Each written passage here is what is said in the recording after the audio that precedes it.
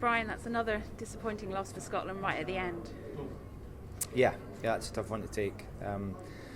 We knew as soon as we arrived here that the wind was going to play a huge part in that game. We wanted to get off to a good start, which we did.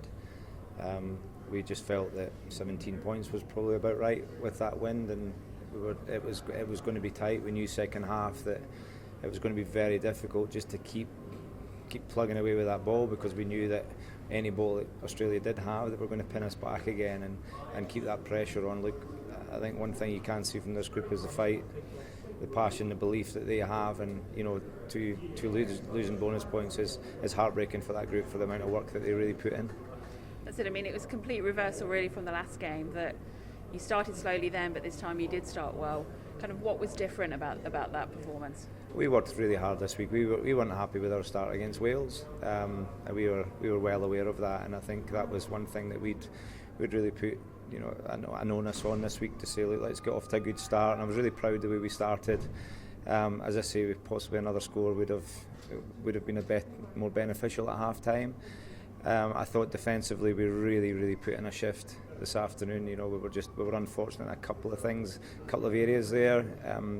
But yeah, look, it was always, that second half was always going to be difficult with that wind. But the driving maul in the first half was certainly a tactic that served you well. It was, and it was something we'd highlighted. It was something that we'd analysed, and we'd seen that it was going to be a threat of ours, but something we could really have a go at Australia.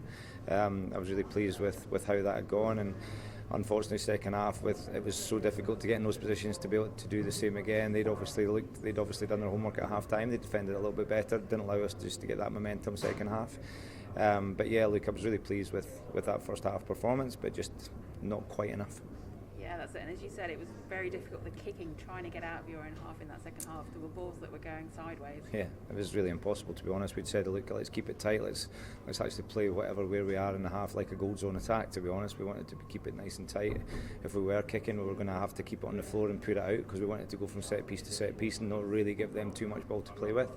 But as you saw from the wind there, it was, even then, to kick it along the ground, it was very difficult to get it out there. You maybe don't see it on TV, but the wind is very strong out there, and that was where it was really hard for us.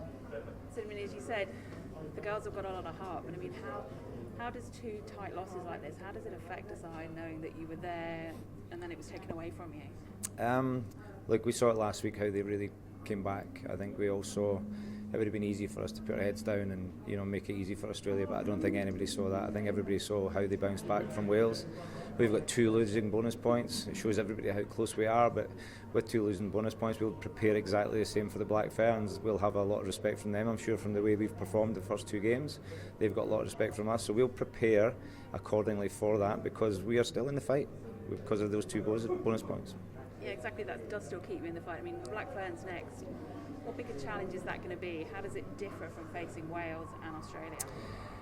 It's a challenge. We all know, any team that are hosting a World Cup are obviously going to have that little bit of ascendancy. They're going to have the crowd behind them, and they've played well against Australia game 1. They've got their game against Wales tomorrow. We'll obviously look at that one extremely closely, but we'll review. We'll get up tomorrow. We'll review that this evening as coaches. Get up tomorrow with the players, and then prepare for the Black Ferns, and knowing that if we put in another good performance, the world will look at us and see that we are improving, but there's no reason why we can't go out there and win that game, because we've got 2 losing bonus points against 2 good sides, and we just want to just push on and get that victory.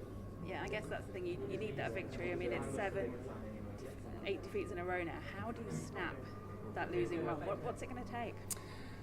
A little bit of luck. A little bit of, just a little bit extra push. I can't ask anymore. I'll be honest. This group are, a phenomenal bunch. It's heartbreaking, and they will pick themselves up. But so near yet so far. But we'll keep fighting, and that's all we can ever ask, is just keep pushing forward. And it is tough for these guys, because they will be thinking, what do we have to do to win? We have just to keep pushing forward, and that victory will come. Thanks, Brian. Thank you. Thanks.